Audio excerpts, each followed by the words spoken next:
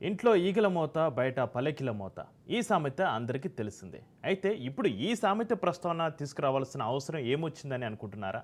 అలా అనుకుంటే పప్పులో కాలేసినట్టే.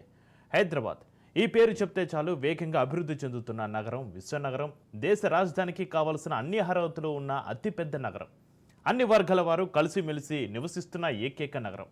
ఇలాంటి పాజిటివ్ కామెంట్సే ఎక్కువగా వినపడతాయి. ఇది వాస్తవం కూడా. ఇక్కడ పరిస్థితులు చూస్తే ఇలాగే అర్థమవుతుంది. కానీ అంతటి ఘనకీర్తిని సొంతం చేసుకున్న హైదరాబాద్ నగరంలో కొంతమంది హైటెక్ దోపిడీదారులు వారి స్వలాభం కోసం, ధనార్జన కోసం ఇష్టారాజ్యంగా ప్రవర్తిస్తూ భాగ్యనగర కీర్తిని అప్రతిష్ట పాలు చేస్తున్నారనే విమర్శలే ఇప్పుడు ఎక్కువయ్యాయి. అసలు హైదరాబాద్ ఇమేజ్కు అవుతున్న డ్యామేజ్ ఏంటి, ఎవరా దోపిడీదారులు తెలియాలంటే ఈ స్టోరీ తప్పకుండా చూడాల్సిందే.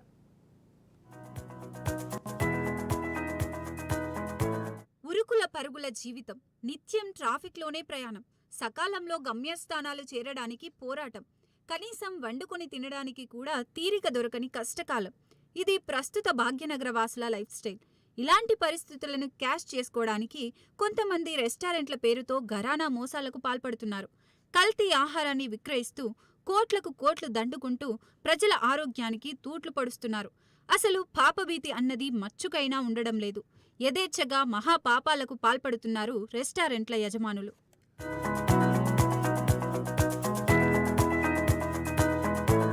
ఒకవైపు నిత్యవసర వస్తువుల ధరలు రోజురోజుకి పెరిగిపోతున్నాయి.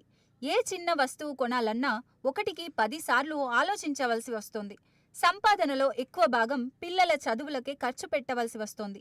ఇక అద్దె ఇండ్లలో ఉంటున్న వారి పరిస్థితి వర్ణనాతీతం. ఒక్కరి సంపాదన మీద కుటుంబం నడవాలంటే అస్సలు సాధ్యం కాని పరిస్థితి. దీంతో ఇంట్లో భార్య భర్తలు ఇద్దరూ ఉద్యోగాలు చేయవలసిన పరిస్థితి వచ్చింది. రోజంతా ఒళ్ళు హూనమయ్యేలా కష్టపడితే గాని రోజు గడవని పరిస్థితిలో కింద మీద అవుతున్నారు అనేక మంది.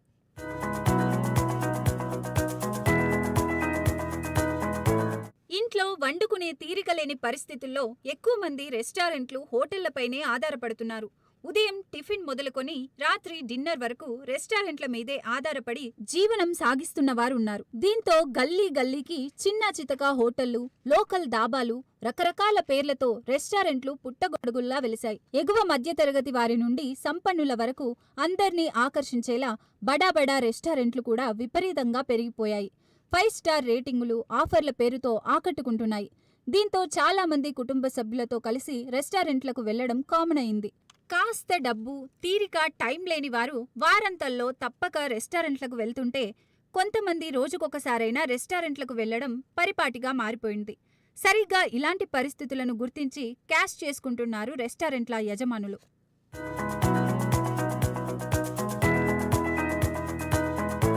ప్రస్తుతం నగరవాసులు ఇంట్లో కంటే బయట తినడానికే ఎక్కువ మొగ్గు చూపిస్తుండడం వల్ల రకరకాల రెసిపీలతో కస్టమర్లను ఆకర్షించే ప్రయత్నం చేస్తున్నారు రెస్టారెంట్లు. ఒక్కొక్క రెసిపీ రుచి చూస్తే ఆహా, అమోఘం, అద్భుతం అంటూ లొట్టలేసుకుంటూ తింటున్నారు అనేక మంది. రెస్టారెంట్లలో ఆ రెసిపీ తయారీ, నాణ్యతను కిచెన్లోకి వెళ్లి చూస్తే మళ్లీ జన్మలో ముట్టకూడదు అనేంత రోత వాతావరణం కనిపిస్తుంది. అంతేకాదు, ఎక్స్పైరీ డేట్ దాటిన సరుకులు, దినుసులు 1+1 ఆఫర్ల మీద చాలా తక్కువ ధరకే దొరికేవి. నాసి రకం ఇంగ్రీడియంట్స్ వాడడం కామన్ అయింది.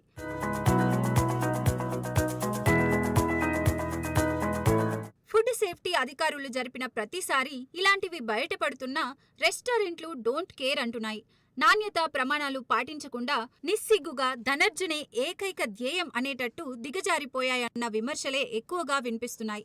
రాత్రి మిగిలిపోయిన ఆహారాన్ని మరుసటి దినం వాడటం, కుళ్ళిపోయిన కూరగాయలు, బూజుపట్టిన చికెన్, మటన్, సర్టిఫికేషన్ లేని పదార్థాల వాడకం రొటీన్ అయిపోయింది. ఒక్క మాటలో చెప్పాలంటే రెస్టారెంట్లోని కిచెన్లను ఒక్కసారి తొంగి చూస్తే అపరిశుభ్రతకు కేర్ ఆఫ్ అన్నట్లుగా కనిపిస్తోంది. అంతేకాదు, కూరగాయలు, ఆకుకూరలను సరిగా శుభ్రం చేయకుండానే వంటల్లో వాడడం కామన్ అయిపోయింది.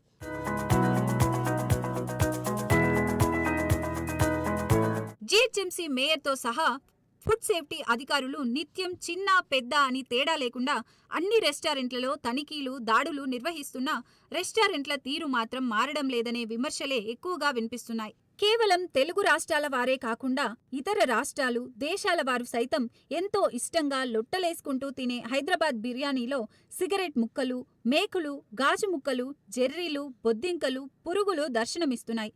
ఇదేంటని ప్రశ్నిస్తున్న కస్టమర్లపైన రెస్టారెంట్ల నిర్వాహకులు భౌతిక దాడులకు పాల్పడుతున్నారు. డబ్బు పోయే శని పట్టే అన్నట్లుగా హోటళ్లలో కల్తీ ఆహారం, అపరిశుభ్రంగా వండిన ఆహారం తినడం వల్ల అనేక మంది అజీర్తి, వాతం, లివర్ డ్యామేజ్, శ్వాసకోశ వ్యాధుల బారిన పడుతున్నారు.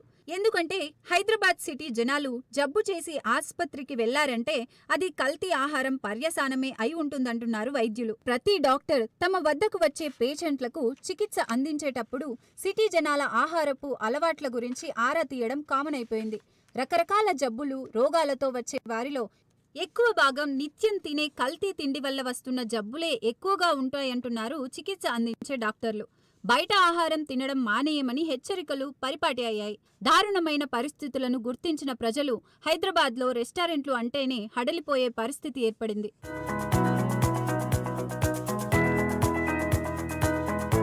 ఫుడ్ సేఫ్టీ అధికారులు తరచూ చేస్తున్న దాడుల్లో కల్తీ సరుకులను, అపరిశుభ్రంగా వండిన ఆహార పదార్థాల శాంపిల్స్ సేకరించి ల్యాబ్స్కు పంపిస్తున్నారు.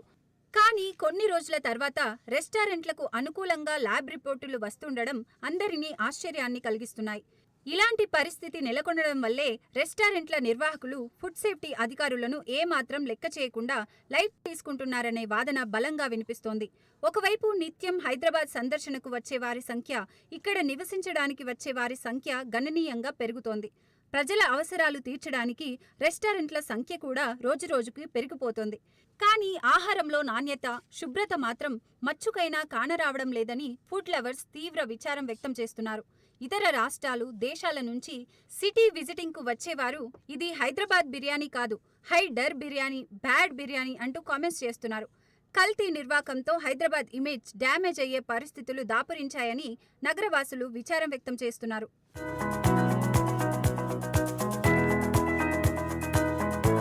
అక్రమ నిర్మాణాలపై హైడ్రా ఏ స్థాయిలో మూత మోగించిందో అదే తరహాలో నాణ్యత, శుభ్రత పాటించకుండా కల్తీకి కేర్ ఆఫ్ అడ్రస్గా మారిపోయిన రెస్టారెంట్లపై కఠిన చర్యలు తీసుకోవాలని, ఈ విషయంపై ప్రభుత్వం చొరవ తీసుకొని పరిస్థితులు చక్కదిద్దాలని నగరవాసులు కోరుకుంటున్నారు.